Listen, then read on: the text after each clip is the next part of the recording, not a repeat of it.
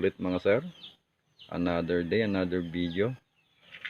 So ito po yung Phoenix compact unit po natin. Pero tinanggal lang po natin yung barrel muna para matest itong kadadating na barrel natin galing kay Sir Arjon Castaños. Ayan po. So AC barrel, nasa 24 inches. So hindi ko po ginalaw yung tono ng Mau barrel ko, yung nakakabit na dito, para hindi na naman tayo ulit magre-rechon. So itetest ko lang ito kahit at least at 25 yards lang po siya mga sir. So titignan ko lang mga sir kung hindi po masyadong kalat. So kahit papaano po kasi nakikita din natin kung pwede po ba yung islag sa kanya. So yung tune po nung Mau barrel natin na gumagamit ng 24 grains, eto, so hindi ko na siya ginalaw. Itetest lang natin kahit at least 10 shots groupings lang at 25 yards only. Saka natin itetest siya sa long range. Ayan mga sir. Yung gamit pala po natin 26 grains na FPS. So mas mabigat po ito kaunti mga sir. Yan. So siniro ko lang siya mga sir. Taka tinanggal ko na rin yung zero stop nya para masiro ko. Okay. Try natin mga sir.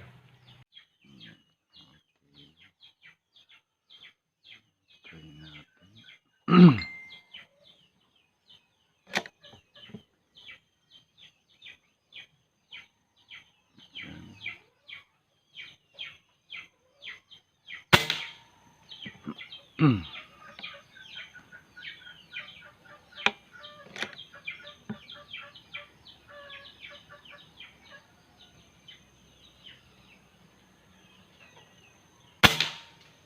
Wow, one hole yun na.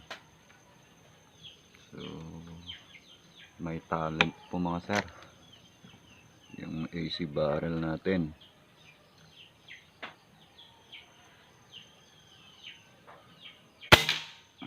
Ayun oh.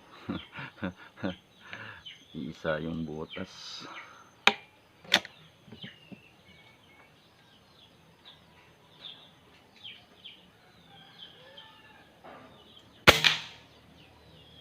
Ayan. Yung 5 shots groupings natin. 26 grains. FPS lag. 217. So another one dyan sa tabi din po niya.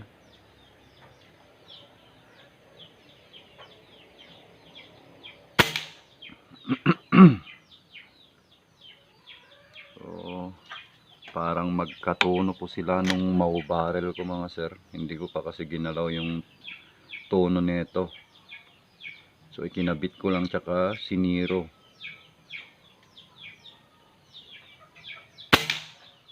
Yun oh.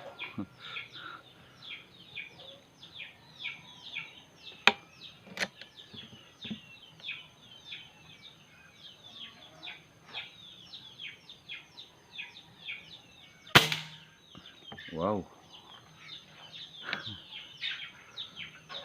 Maganda naman siya mga sir dito sa short range. So pwede siya po siya sa short range. Di tulad nung yung sa Mau ko, medyo kalat po yun sa malapit, pero pag sa malayo napaka-stable po nung tama niya.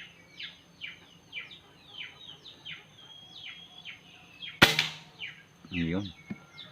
So last shot.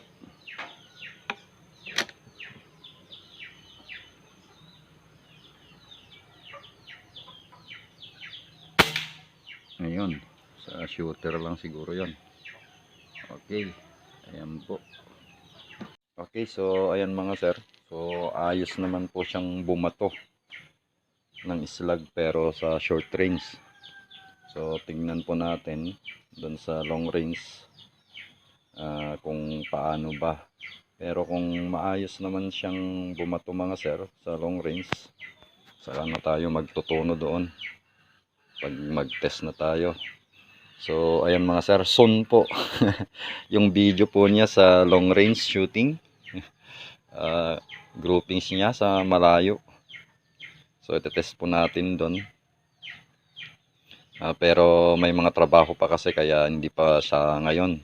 So at least nalaman natin o nakita na po natin na kahit papaano pwede din po siya sa islag. So ayan mga sir, mas safe po kasi doon. So yung po sa loob po kasi nung dito sa labas kasi yan yung 25 yards, tapos yung sa loob yun po yung 25 meters. So yan lang po yung available hanggang 87 meters hanggang doon sa baba po namin doon yung available na target natin dito. Pero doon sa taas hanggang 237 po doon at mas safe po doon mga sir. Yun po kasi may mga kahoy na akong inilagay doon pero hindi na po siya safe na gamitin kasi sa likuran po nun daanan po ng mga tao yung mga sir at may bahay po dyan sa part na yan. Kaya tsaka islag po yung gamit natin. Kaya yon, nag-iingat tayo mga sir. Hindi po sa excitement lang. Kasi hindi po ordinary yung lakas at saka yung kaya gamit natin na bala. So baka makadisgrasya pa tayo. So ayan po mga sir. So abangan po natin yung part 2 ni AC sa pagtetest sa long range mga sir. So ayan po. Maraming salamat po ulit mga sir.